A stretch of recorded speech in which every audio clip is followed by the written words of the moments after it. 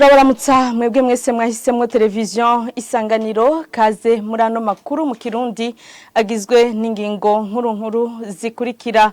Amakoperative yababa amajana 4 ahurikiyemwo ugwaruka niyo agiye kuzofatwa mu mugongo n'umugambi wa leta wo guteza imbere ugwaruka payeje hambavu y'iyindi migambi 28 yakwije ibisabwa kugira ironswe uburyo.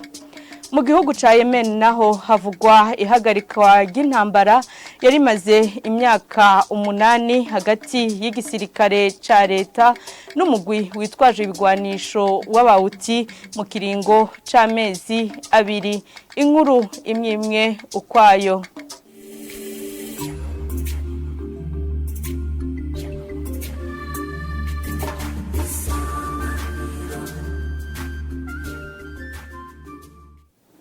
Turasubiye kubaramutsa. Umushikiranganje w'intwaro yo hagati avuga ko abantu birigwa bicaye batagira akazi bazotwagwa gukora ibikorwa vy'iterambere rusangi. Yabishikirije mu kiganiro yahaye abamenyesha makuru muri inondwi. Gervais Ndirakobuca arabeshuza ariko amakuru avuga ko abatagira ubuzi bose bazokwirukanwa mu gisagara ca Bujumbura. Tumukurikire. Ariko mbanze mbere kuri ico muvuze cuko abadafite ico bakora mu gisagara ca Bujumbura bagiye kwirukanwa. Intumbero ya leta nuko abantu bose baja kukive. Twaragumye twigisha mu gihugu cose mu ntara zose ko abajejwe intwaro n'igipolisi bagwanya marigara. Uyo muntu ari mu gisagara n'abatafite afisa akora irigara baca bateka imitwe ugasanga ejo nibo barara umugono wa ronse caronse abo nibaza yuko atakibanza afise mu gisagara ca Bujumbura. Yazara kibanza se mu gisagara ca Bujumbura. Iyo rero se nyingo tuzofata ni nyingo isanzwe yarafashwe kuva kera tuvuga yuko abantu bose mbere tunasaba n'abajejwe intwaro n'abajejwe umutekano ko abantu bose bigwa kumagara babatora bakagenda bakabakoresha ibikorwa by'iterambere rusangi bagakora bakazibura imifurege eka mbere bagakorera amabarabara kugira amabarabara se neza kugira tubahamagarire nabo kuja muri wa mugambi uko abantu bose baza ku kivi kugira umuntu wose uronke ico ufungura n'umufuko wose uronka amafaranga. Nkuko twabibabwiye mu ntango zano makuru haratewe umukono ku masezerano ya mbere ku migambi y'ugwaruka ishigikiwe n'umugambi wo guteza imbere ugwaruka payeje. Mu kiganiro kubamenyesha makuru kuri no wa gatanu Desire Manirakiza yavuze ko mu migambi yababa 160 yatanzwe n'ugwaruka gushika kwa 25 ntwarante uno mwaka 28 ariyo yari kwije ibisabwa kugira ironswe uburyo. Ni mu gihe amakoperative ahurikiye mu gwaruka ya mbere nayo yababa amajana 4 n'inkuru ya Jean de Dieu Irakoze. Muri ico kiganiro urongoye umugambi ujeje guteza imbere gwaruka yavuze ko imigambi 28 hari itunganije ku buryo ironswe uburyo mu migambi 157 yashikirijwe n'ugwaruka. Et les 404 coopératives correspondant évidemment à ayo makoperative amajana 8 ahuye n'imitumba 30% y'intara za Bururi, Gitega, Kayanza, Mwaro na Ngozi. Ni mu gihe twashinze kwakira imitumba ihuriranye na 30% mu yigize buri ntara ku mwaka wa mbere ku rwego w'igihugu. Ibisagara nka Bujumbura amakaritiye tuyafata nk'imitumba. Ubwo gwaruka ruzoronswa uburyo buri hagati y'imiliyoni 5 na 10 ku coopérative imwe qui vaut entre 5 et 10 millions par coopérative. Ku ruhande rw'amakoperative, koperative za mbere amajana 4 ziri ku mitumba igize ibice 30% vy'imisozi igize intara zitanu harimwo Mwaro, Bururi, Ngozi na Gitega ziri mu zizoronswa uburyo muri ico gice ca mbere. Sur les 157 dossiers déposés, ku madosiye 157 yatanzwe 62 yarujujwe neza acarakirwa mu yigwa 95 yarahakaniwe kuko yari yujujwe nabi bisigura ko yatashitse mu yigwa. Muri ayo 28 yaremerewe kuronswa uburyo ariko amwe muri ayo yategetswe ko basubiramwo ibiharuro bimwe canke bimwe mu biyagize ou de revoir certains éléments.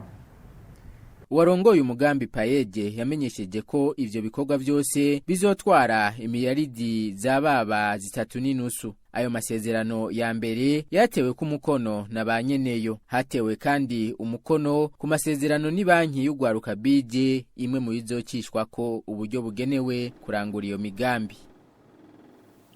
Arakoze mugenzi wacu Jean de Dieu Irakoze urongoye igipolisi kijejwe uruja n'uruza hatangaza ko babaye barahagarika kwakira abantu bashasha basaba impapuro z'inzira.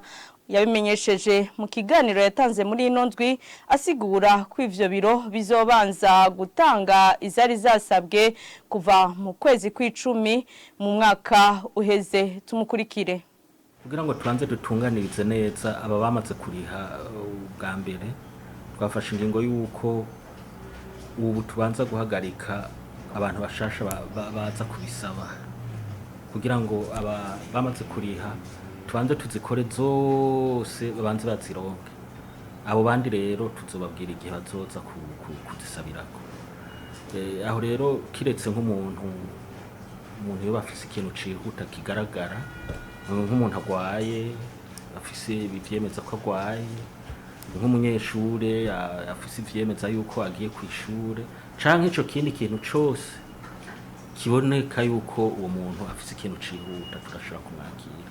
Ariko mwabonye yuko twahagaritse kwakira abo bantu, ivyo babimenye kandi ntagira abantu baza kugorana badafise ivyo vyihuta duhejeje kuvuga ngaho. Murazi bitiwe bivugwa havugwa ngo ibintu by'amafaranga atangwa, bavuga ngo amafaranga ngo miliyoni bagashika no ku miliyoni 5 kuri passport. Twagira dusubire tubabwire kandi muze kubivuga mwibwira abene gihugu ivyo bintu bacu ubwenge basubire kugenda muri abo bantu b'abakomisiyoneri. Abantu b'abakomisiyoneri n'uno munsi tumaze iminsi tubafata ngaha bamwe bari mu mpimba. Umukenyezi afise uruhara runini mu iterambere rirama na cane mu gisata c'umutekano, bivugwa n'intwazangabo mu gisirikare c'u Burundi.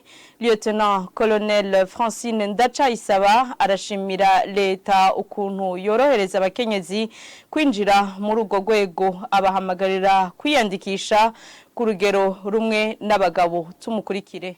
Nk'umukenyezi w'umusirikare w'intwazangabo murazi ko umutekano la sécurité ari ico nkenerwa ubwa mbere kugira ngo iterambere rirama ry'igihugu ribeho. Bikenerwa rero yuko akora akazi neza ka gisirikare bamutume, hanyuma mu kwigisha abandi bakobwa bakaza ari benshi kuko twarabonye cyane yuko bakenewe cyane mu gisirikare kuko hariho akazi bakora neza no gusumbya abagabo. Hariho abavuga ati je sinoza kubera bijya bintu byo kwiruka ntavyo noshobora. Nashaka gutera intege abashaka kwinjira kandi nongera nshimira n'uburongozi mu gisirikare kuko bafashe ingingo yuko ikibazo ico twokwita test physique yuko ivyo barabira ko ku bahungu atari ivyo barabira ko ku bakobwa. Nk'akarorero nk'ahantu nk'ibirometero umuhungu yiruka ku minutiyi sico kimwe kugira ronka amanota ya sico kimwe n'ibirometero minuta umukobwa yiruka kuri ibirometero kugira ronke ya manota. Ntihagire uwikumira yumva ko atoshobora, twarabonye yuko atana kimwe kinanirana byose bishoboka.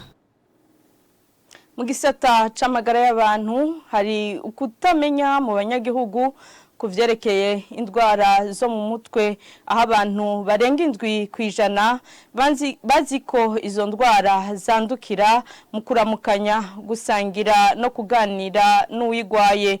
Bivugwa na Alain Joseph Hatungimana, umunyamabanga nshingwabikorwa mu ishirahamwe ry'abanonoseye ivy'inyifato psychologue sans vacances, hari mu kiganiro n'abamenyesha makuru kuri uyu wa gatatu, agasaba guhindura ivyiyumviro kugira abo bagwayi bafashwe biboneka. Tumukurikire. Nous avons une référence de l'étude de base de l'enquête pour l'intégration de la santé mentale dans les services de santé primaire. Turafise ikigwa c'urufatiro cyakozwe kuvyerekeye ivyo gushiraho mu mavuriro mato igisata kiraba ivy'amagara yo mu mutwe. Ikigwa cyakozwe mu ntara za Bujumbura, Meri, Gitega, Ngozi na Rumonge. ibiharuro vyerekana ko hari kudatahura kw'abanyagihugu kuvyerekeye indwara zo mu mutwe. 7,5% des personnes qui ont été enquêtées. Ico cigwa kivuga ko abantu barengandwi kwijana bibaza ko umuntu ashobora kwandukirwa n'indwara zo mu mutwe biciye mu kuramukanya, kuganira canke gusangira n'uwuyigwaye. Nayo abantu barenga 20 kwijana bavuga ko umugwayi wo mu mutwe atwagwa mu masengesho kugira kire.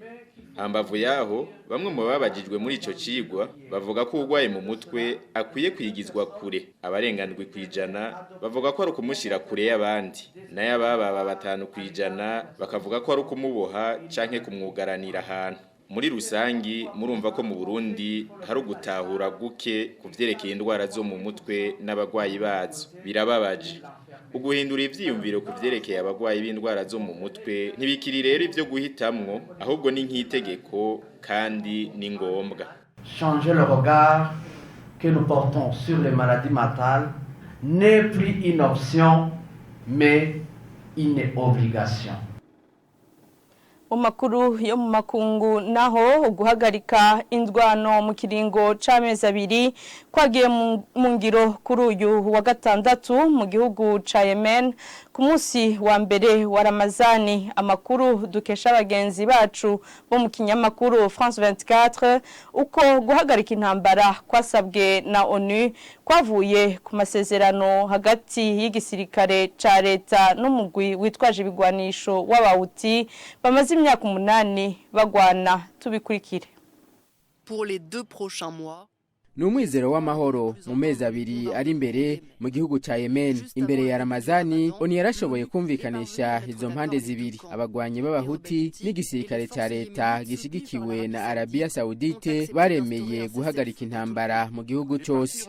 Izo mpande zaremeye guhagarika indwano mu bibanza byose haba ku gataka ka Yemen canke ku mbibe. Baremeye kandi kureka ubwato bupakiye ibitoro no kureka indege zikora urudandazwa uhereye ku kivuko ca Sana. Umugwa mukuru wa Sana uri mu maboko y'abagwanyi b'abahuti cyo kimwe n'ikivuko ca Deida, aho niho haca ibintu nyamukuru by'imfashanyo kubakoze ko n'intambara. Iyo ntambara yatumye muri ico gihugu ubutunzi bukoroka. Ubu abanyagihugu 80 kwijana bakaba babayeho kubw'imfashanyo y'amakungu. Mu bihumbi 2016 izo mpande zari ziyemeje guhagarika indwano ariko ntivyagiye mu ngiro. Ibihugu bigize umuryango mpuzamakungu bikaba vyizeye gufatira kuri ayo masezerano kugira vyige ingene ico gihugu cova mu ndwano.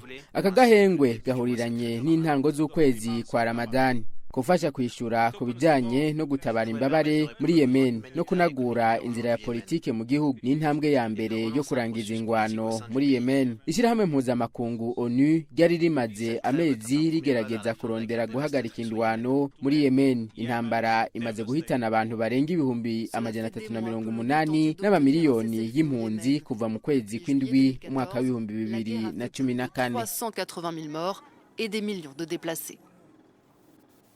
Nina hano rero ano makuru aciye arangirira. Turabashimiye mwese mwariko muyakurikirana, mubandanye muryoherwa n'ibiganiro vya televiziyo Isanganiro.